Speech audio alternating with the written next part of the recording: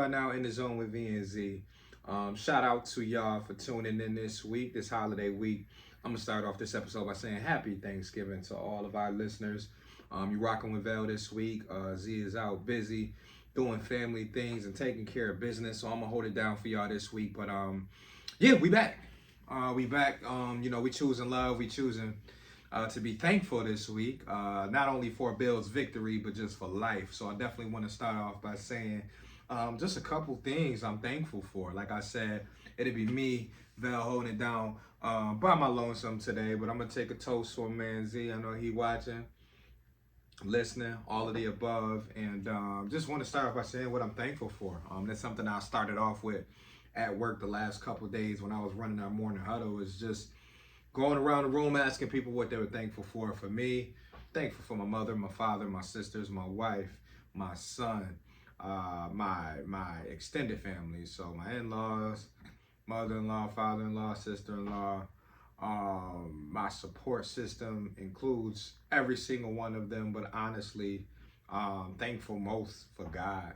Thankful for having the opportunity to wake up every single day and just get a chance to be better than I was the day before. We always talk about doing one more or giving it your best every single day. That's what I live by. I don't live to be perfect. I live to just be the best version of myself. So again, I'm thankful for just being here. Thankful for my complete support system. Like I said, since I was a youngin', since I was a baby, I've been supported very well. Got a family that I just can't say enough about. Was raised the right way, even when I made my bad decisions, when I made my horrible decisions along the way. My family still loved me up until this day now. Same thing with my wife. Same thing with my wife's family. It's all love, and like I said, I wanted to spend the first couple minutes just giving thanks for all the things I'm thankful for, and obviously having a son with a 95 average, playing multiple sports, staying out of trouble. So shout out to my son, Ray Bell Johnson, as well. But now that I got that out the way, what's going on, y'all, man? It is a victory week that we get a chance to reconnect on. Last week was sort of like a bye week. Didn't get a chance to connect with y'all.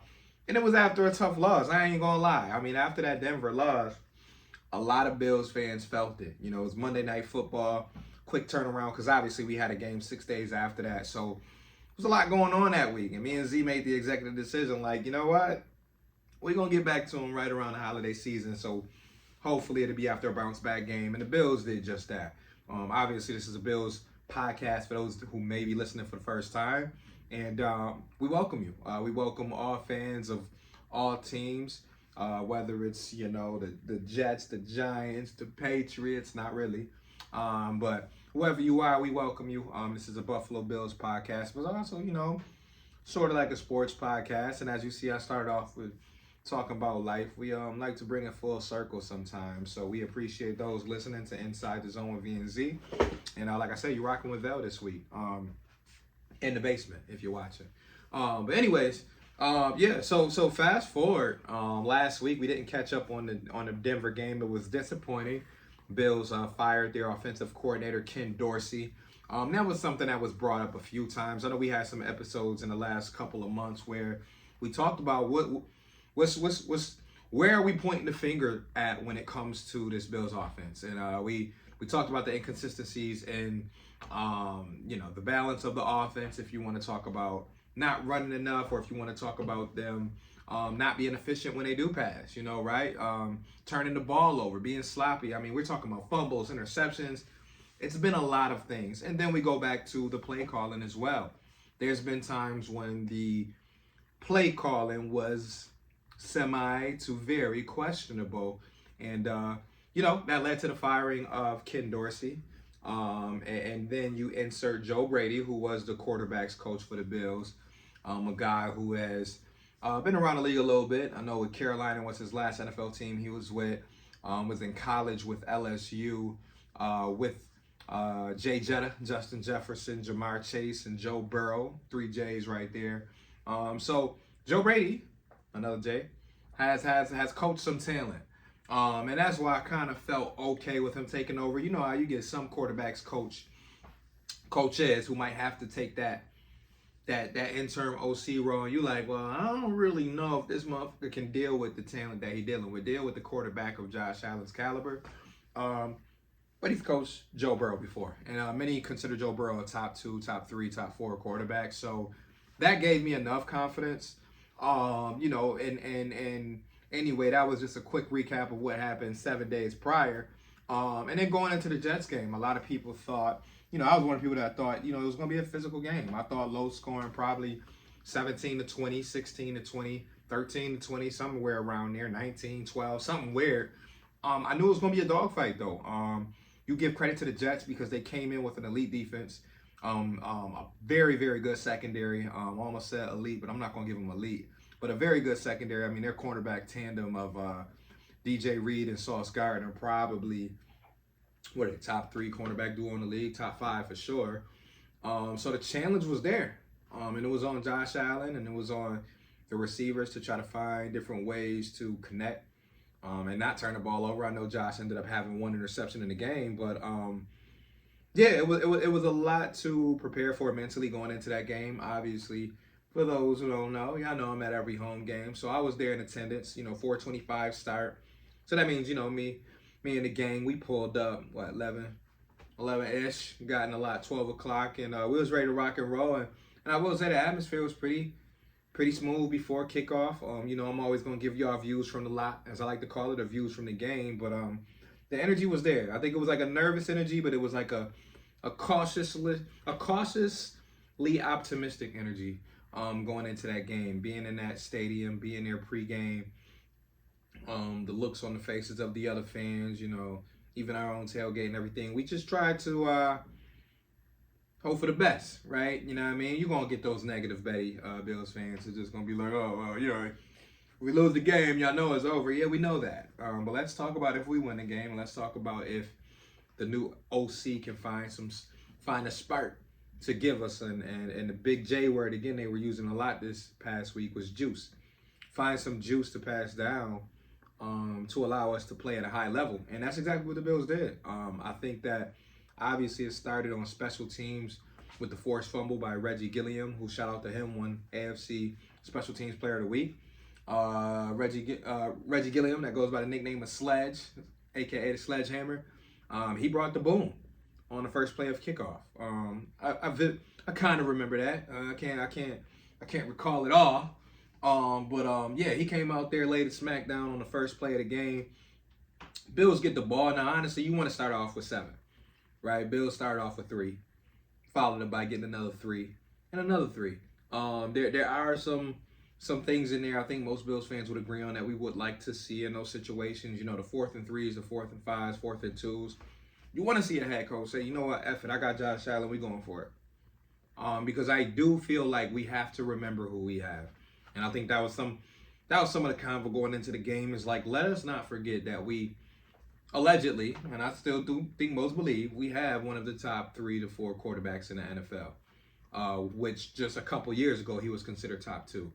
And I just feel like if you do really strongly feel like you have that generational talent on your team, which he seems to be, you gotta take advantage of it, man. You can't coach like you got Josh McCown. You can't coach like you got fucking Jake Delhomme or fucking Trent Dilfer. You got Josh Allen. It's just like saying, hey, I got Michael Vick, but on 4th and 3, we gonna punt the ball. Or 4th and 3 inside the 20, we just gonna kick a field goal.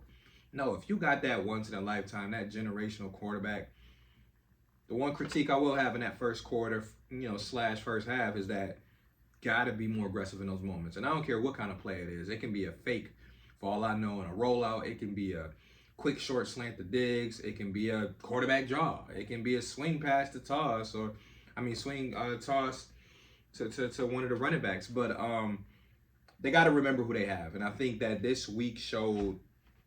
Take a quick sip real quick. Shout out to the Bills with the cup. Nice little sippy sip.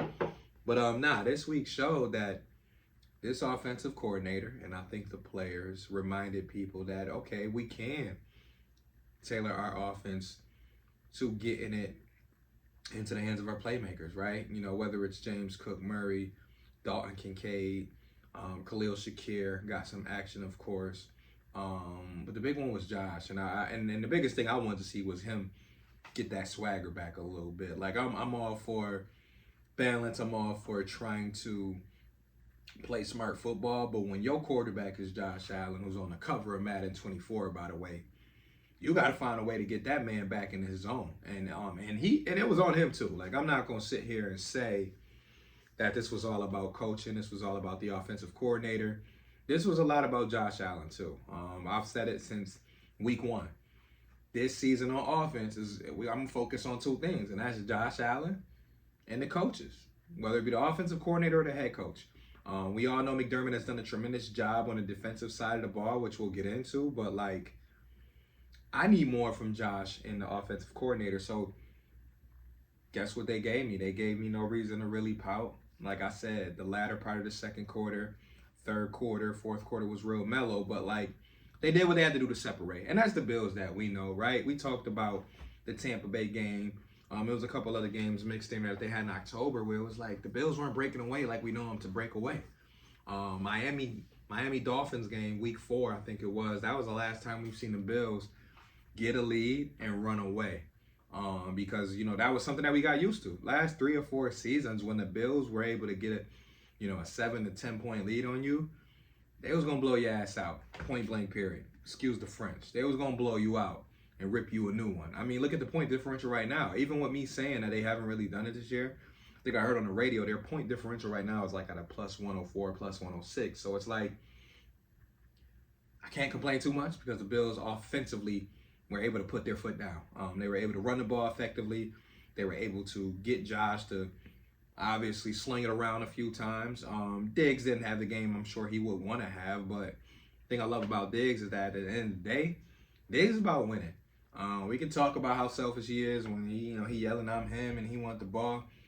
At the end of the day, when he looking up and he see 32-6, I know that dude's smiling, and I know he was. If you seen someone mic'd up, you saw him encouraging people on the sidelines, whether it was Dalton Kincaid or talking to other guys. Let's give Diggs some real love. I've been big on recognizing him as a personality, and sometimes you gotta let people be who they are. He's not one of those players to be understood. And I think that's the problem with a fan base like here in Buffalo is that we try to sit there and understand every star player that comes through here. And Diggs is never going to let you really get too deep into really knowing who he truly is. And it is what it is. I mean, are we happy with the way his brother was tweeting last week? No. I'd be the first to say, I can't wait till we play the Dallas Cowboys. I can't wait till we can blow them out and make Dak look like fucking, make Dak look trash. And there's no disrespect to Dak, because I think Dak is a top 10 quarterback, but it's just when you got Diggs, when you got your brother on the other side, Dallas Cowboys, that beat us in the Super Bowl in years past, even though I was a youngin', kind of, throwing a little salt at your quarterback, it's going to make some fans salty. But at the end of the day, I can't fault Diggs for, a few things. Number one, it's for having his family back, just being like, man, listen, don't worry about what I told him on the side, don't worry about none of that. Let's focus on the next game. Let's focus on, I think, last week it was let's focus on the Jets. I mean, I know my brother, he was the one to put it on the platform, but let's talk about some things I can control, and that's how I perform on the field. So, so shout out to Diggs. That's all I want to say. But yeah, from an offensive standpoint, great job from the Bills, man, putting up 32 points. I always said this is an offense. As long as they're rolling out their quarterback and their top 2 to 3 receivers, and obviously now their upcoming star running back James Cook, they should be able to score 30 every week. We know the league is changing, right? League average is down. I think that league average right now is around a 24.4, 24.6. And that wasn't the case a couple years ago. I mean, I remember back to 2020 when there was no fans in the stands. It seemed like everybody was scoring 32, 35, 36 points. Fuck it, the Bills were averaging damn near 31 points a game, I think, at one point that season. But defenses are catching up, man. You got linebackers are more athletic. Safeties are just able to play in the box all the way down 30 yards deep. You got cornerbacks who are just a bunch of former wide receivers. And you got defensive coordinators that are just like, you know what? Run the ball on us. We going to play 2 deep safety. So A lot of things have changed defensively. Obviously, we have one of those defensive coaches in McDermott who understands the changes to the games over the last few years, and he's even made adjustments. He's going back and forth between using 5 DBs, 6 DBs, and putting in 3 linebackers sometimes, and putting in 3 linemen sometimes, and sometimes rotating ends inside. Like, defenses are changing, and that's going directly reflect what we're seeing from an offensive side, and we're seeing teams struggle around around the league. I mean, most people who watch Monday Night Football saw the Eagles in Philadelphia. I mean, the Eagles and Kansas City both have their struggles. Now, granted, those are two very stout defenses. I give Kansas City credit. This is probably like the best defense they've rolled out in the last maybe 7-8 years. So they are stout defensively, and we know the Eagles are stout defensively. It starts up front with the Eagles, with Jordan Davis and Carter and, man, Fletcher Cox and those boys. I mean, Eagles got some dogs. They got some players, man.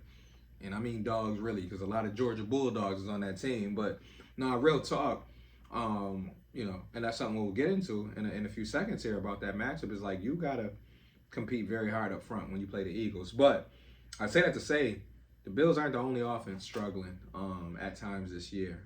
There are Kansas City Chiefs haven't scored a second half touchdown in weeks.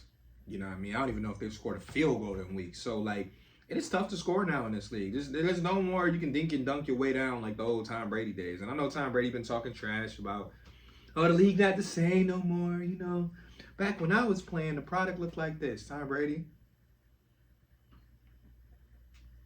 cut it. Because you used to play some non-entertaining football as well. Just because you was winning don't mean that the product that you were putting out there was the greatest. They just cut you slack. You'll go your 23 for 30 for 212 yards and 1 touchdown, and we'll call you the GOAT. But, like, your shit wasn't sexy, man. You're like, you saying it ain't entertaining or whatever you saying about the product, like, Tom Brady, cut it out. You're out the league now. I get it. You can have your comments from the couch. I know you're supposed to be broadcasting possibly soon, but cut it out. But anyway, fast forward to my overall thought on the Bills-Jets game, though, is just happy for them to get back on a winning streak. Not even a winning streak, it's just a 1-game winning streak. But just happy for them to get a W in the column. AFC opponent, a division opponent. So now they back at 2-2 in the division. And guess what? Jets have had their number. Like, I'm not gonna bullshit you. Like, that don't mean anything when you see Josh Allen, who struggled against Saleh now, as he's been with the Jets for the last couple seasons. So to see him be able to drop 30 plus and take the gas off in the fourth quarter, because I very well thought they could have scored 43 points, 40 plus. They just obviously took the gas off in the fourth quarter. But it's going to be big now to see how they switch those gears. Like I said, no need to really deep dive into all the things that they did, but I just really think offensively, that's where they brought the juice. And I can't move on from the Jets game without showing love to a couple players. Tyrell Dodson, I've been critical of him in the past. He played well. So shout out to Tyrell Dodson of just getting more comfortable in his role at linebacker there. I'm still a big Dorian Williams fan. I know my father is, but like Dorian Williams is still that dude. I don't know if anybody can tell, but every time he's on the field, he's hitting somebody. And when I say hitting somebody, I mean like he's literally damn near hurting somebody. He almost hurt his own teammate in Rasul Douglas. So Dorian Williams, love his energy on the field. I think he brings a lot of juice to also special teams. I'm still waiting for him to have like a Reggie Gilliam type hit on special teams, but still love Dorian out there. But Rasul Douglas, man, I really feel like he should have won the AFC Defensive Player of the Week. I know he was up against Jalen Ramsey, which Jalen Ramsey got the name. Ramsey is one of those guys where if he gets a couple picks, he's gonna win that award. So shout out to Ramsey, cute. But Rasul Douglas I think I heard him on the Pat McAfee show even say, like, he's still learning the defense. He still at times gets confused. He still is looking at his safety sometimes like, what did y'all just call? For him to be going through that mentally and still be able to force or be involved in 3 turnovers, 2 interceptions, 1 fumble recovery. And if you remember now, it's been like 3 straight weeks where he's been involved in like a fumble turnover situation that honestly could have been called differently, and he could have been rewarded with more than what he's gotten. So Rasul Douglas is a ball magnet. And I love that because we had a guy who was a ball magnet go down, and that was Tre'Davious White. Tre'Davious White, in his first 3-4 seasons with the Bills, he was known for finding a way to get to the ball, whether it was an interception, pass breakup, a fumble forced, or a fumble recovery. Tre'Davious White was that guy. And now we're starting to see Rasul Douglas, without knowing, is really kind of like stepping into that role as being like, hey, I can be that guy. If we need a play back there, I can make that play. And we know Micah Hyde got it in, and we know Jordan Poyer, but I think corner is just one of those positions where, hey, if I'm matched up one-on-one against A.J. Brown, or if I'm matched up one-on-one against one of these top flight receivers in the league, you got to have confidence that one of your corners can make a play. And Rasul Douglas has brought that energy. He's brought that competitive spirit back there, which wasn't like they were really lacking, but at cornerback, they were just more of a laid-back unit. Bernard, what's his name? 47, Benford. He's not known for getting in nobody's face and like kind of being like that rowdy type of corner. Same thing with Dane Jackson. I mean, they are themselves, but Rasul Douglas, one of those guys, man, he gonna let you know he on your hip, he on your heels, and I love a player like that, especially in the McDermott defense, because McDermott's defense, as people see him put his stamp on his defense, is all about that aggression, that passion, that getting to the ball. I mean, look at what Ed Oliver is doing. This is his first year, and I guess McDermott's system, if we want to call it that. And look what look what Ed Oliver is doing. Look what Epinesa is doing. Look what Leonard Floyd. I mean, God, like Leonard Floyd, dog. Like, fam, you gonna give us 14 sacks in your first year on the team, bro? Sign him again. I don't even know what his deal was. I don't know if it was 1 year, 2 year. Get that man a couple more years. I know he ain't in his prime, so to speak, but man, get that man a couple more years. Because while we trying to figure out which version of Vine we gonna get, and if he ever gonna get back to himself, I need Leonard Floyd on the team for at least another 2 years. So I'm gonna say that. But again, moving right along, I had to show love to the defense, but moving right along, we going to Philly. Jalen Hurts in this offense, we watched him play on Monday Night Football, or most people did watch him.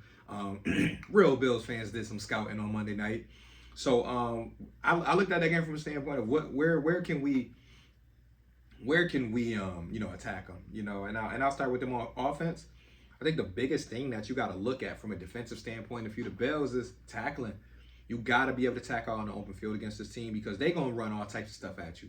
You know what I mean? One thing I saw with Swift, DeAndre Swift, the running back, just like some of the other running backs, he is shifty. For as big as a back as he is, he can stop on a dime. He'll spin on you. He'll stiff arm you. So Swift is one of those guys you cannot let get by you one-on-one. They're going to have to gain tackle in this game. That means multiple hats to the ball. I mean, this is really ideally the perfect game for a guy like Matt Milano, because Matt Milano is a guy who you have him versus whoever the running back is, or in this case, if it's the quarterback Jalen Hurts, I'm taking Matt Milano 10 times out of 10. But without Matt Milano in there, that falls on the Terrell Bernard, who's been playing exceptional. That falls on Tyrell Dodson, Dorian Williams, which, if you had to take my money, it's probably going to be more Dodson and Bernard out there than Dorian Williams. But, like, they might have to tackle. There will be no time for missteps. Oh, went down the wrong hole, because this is a Philadelphia team that they sometimes don't look explosive, but that's because if you don't tackle well, that's when they can really hurt you. Like, the Bills are really not known for being a run after the catch type of offense, outside of what Khalil Shakir did last week.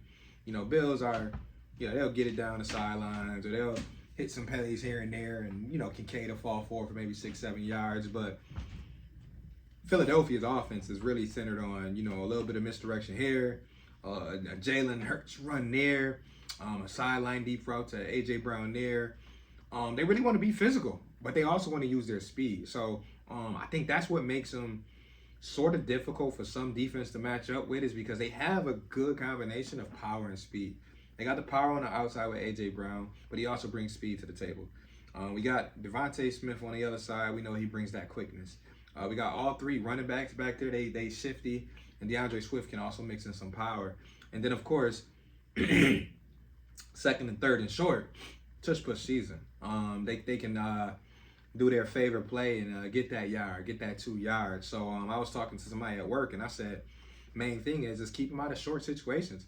Don't let them get it 3rd and 1. Don't let them get to 2nd and 1. But really 3rd and 1 and 4th and 1. Those are the two that you're going to want to keep them out of. Force them to throw on 2nd down, so that 3rd and 1 could possibly be 3rd and 9, because they're they're not the type of offense that can function in third and long.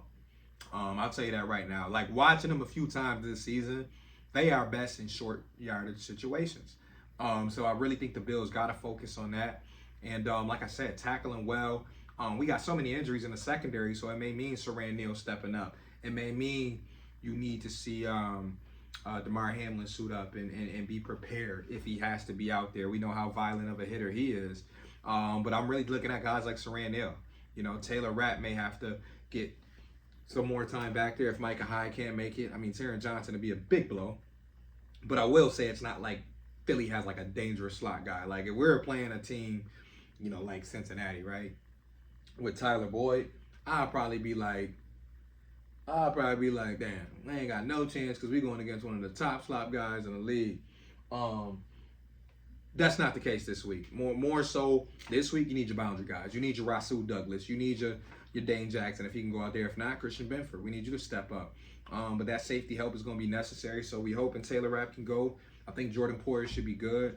You're going to need that third safety, though. And like I said, whether it's Cam Lewis or Saran Neal, just be ready. Be ready to tackle, strap up, and then the front, maintain.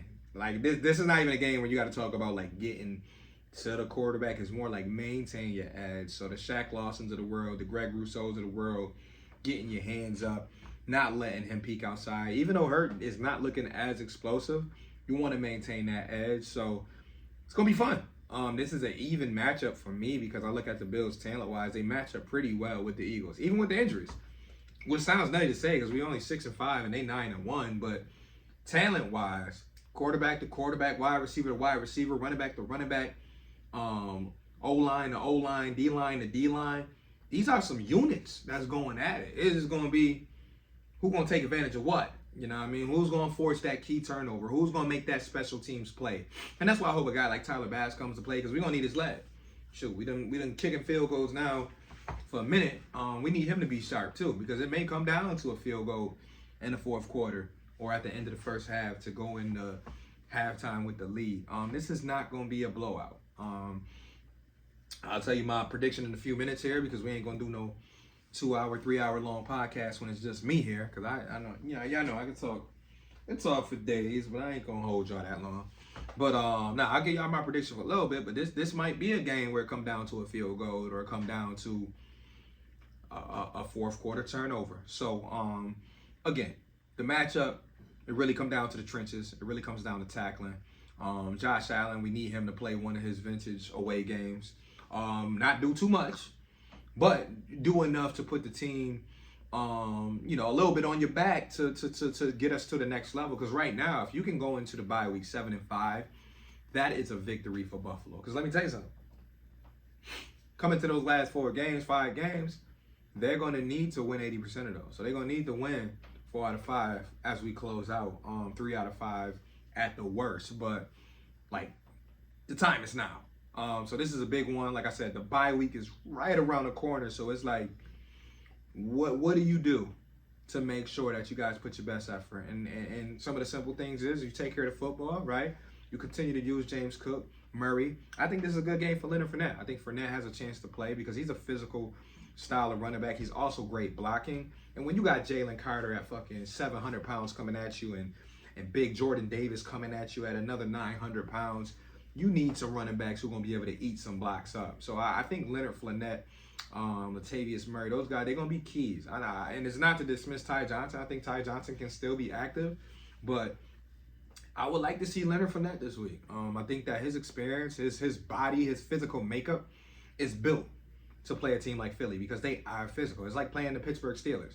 They just got a little bit more speed and a little bit more talent than what the Steelers present. But from a physical standpoint, they're much like the Ravens and the Steelers where they're going to hit. And they line going to collapse that pocket. So, again, it falls back on Josh. Can you take care of the ball? Boom.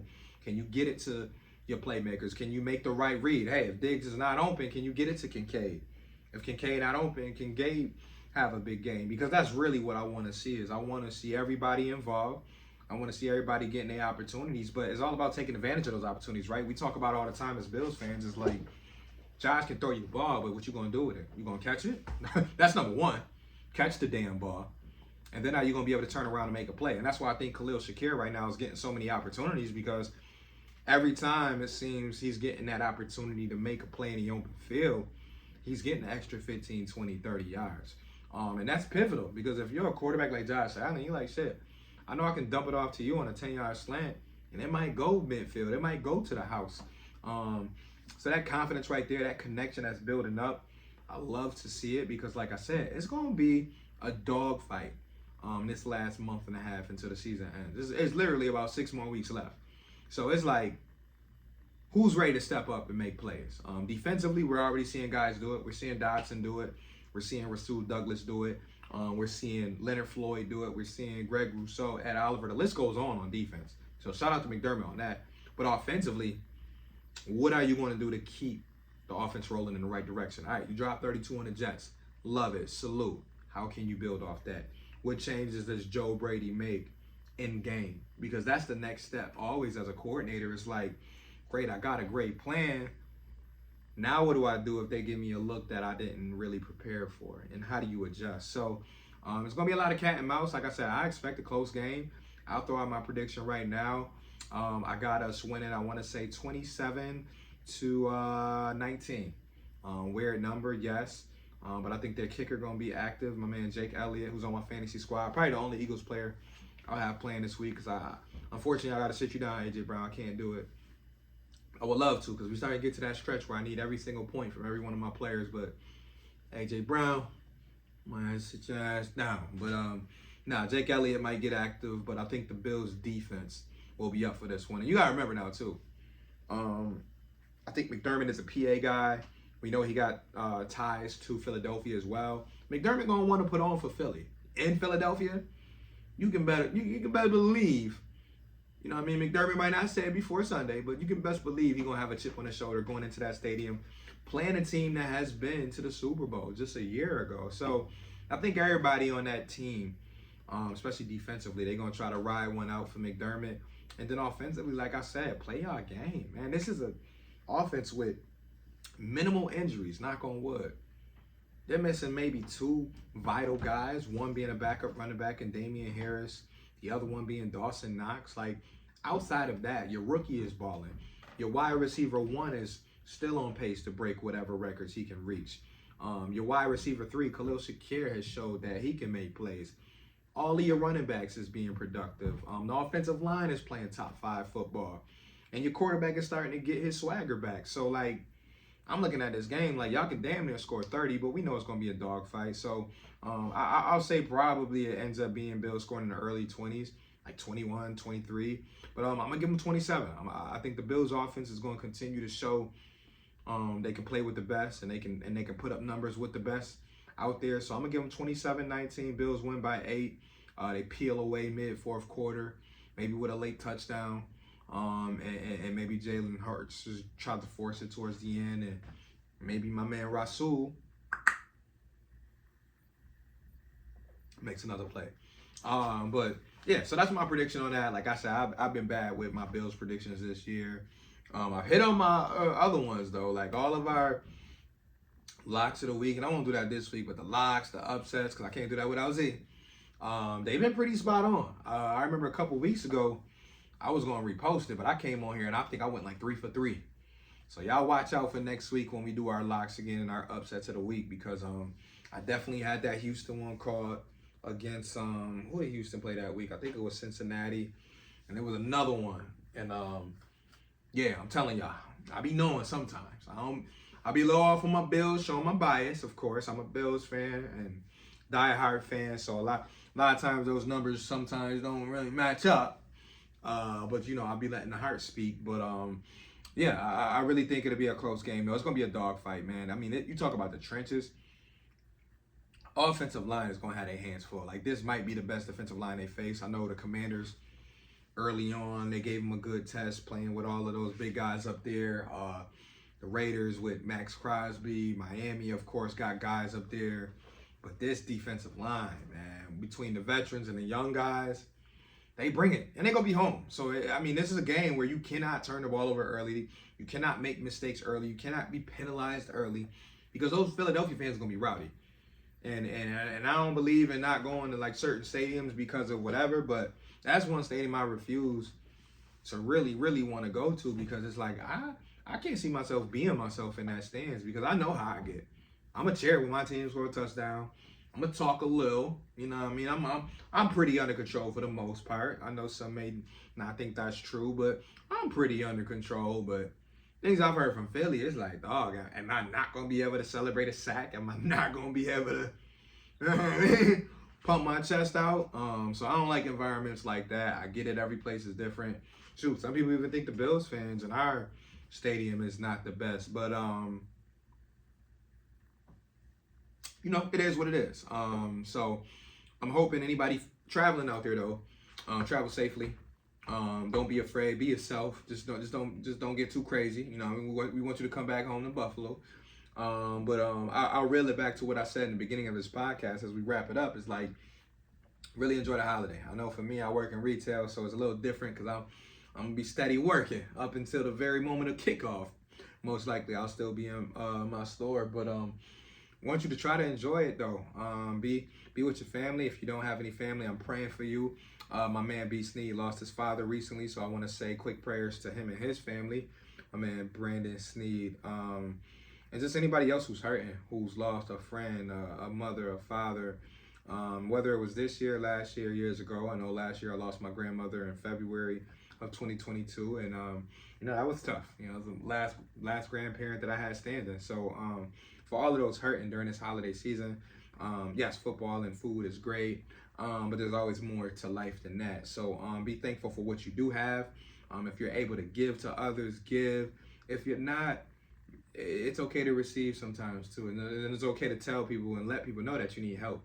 I know I had a semi-deep conversation with someone recently about that. Like, sometimes you gotta put your pride aside and say, I need help. Sometimes you gotta put your pride to the side and receive that help if someone is willing to help. So, you know, this whole weekend, holiday season is always about love and family and all the lights and all of the pretty stuff, but we do understand at the same time some people out there are hurting. Some people out there are going through seasonal depression. Then you mix in cold weather in some areas like ours and all the stuff that comes with that. But I know I can generally say I'm thankful for those around me. My support system is A1. I'm thankful for just having the faith and the belief that I have that everything will be okay in the end. So, guys, I'm not gonna hold y'all too long because, like I said, I held this whole pod down by myself. So, give me a round of applause. Clap, clap, clap, clap, clap. Hey, good job, Vel. But nah, man, on the real, man, Bills. I really feel like they can really build off this one. Going back to football, if they can knock this win down, going into the bye week, y'all got my word. We going to the playoffs. I know my word ain't much, but if they can win this one, yeah. It's playoffs. I said it I said it a couple weeks ago. A couple years ago, we were sitting at 7-6 after an overtime loss to Tampa Bay. Some fans' heads were down. We're like, damn, 7-6. How we gonna get in? We got in at 11-6 and made a hell of a run up until 13 seconds. So nothing is impossible. I always say when you got a franchise quarterback, nothing is impossible when you have a coach who really just pushes his players to the limit. McDermott. For all the slack people give him, he is still one hell of a coach. And we went through so many coaches, Dick Duran, Chan Gailey, Mike Mularkey, and all those guys that some people quickly forget what it was like. So I'm, again, thankful for the coach we got, thankful for the quarterback we got. Even as a little crazy as he is, a little fucking giant Brett Favre. Cool. Just make plays and get us that Super Bowl that we've been asking for. So it's gonna be an entertaining Sunday. Obviously Thanksgiving is first, so if you're listening to this on Thanksgiving, I just want to say love you, eat your food, stuff your face. If you're listening after Thanksgiving or if you're watching after Thanksgiving, I just want to say let's get ready for a great football Sunday. Let's get ready for a great game, and as always, go Bill. And I want to thank you for listening, watching with me on Inside the Zone with V and Z. Peace out. Love y'all.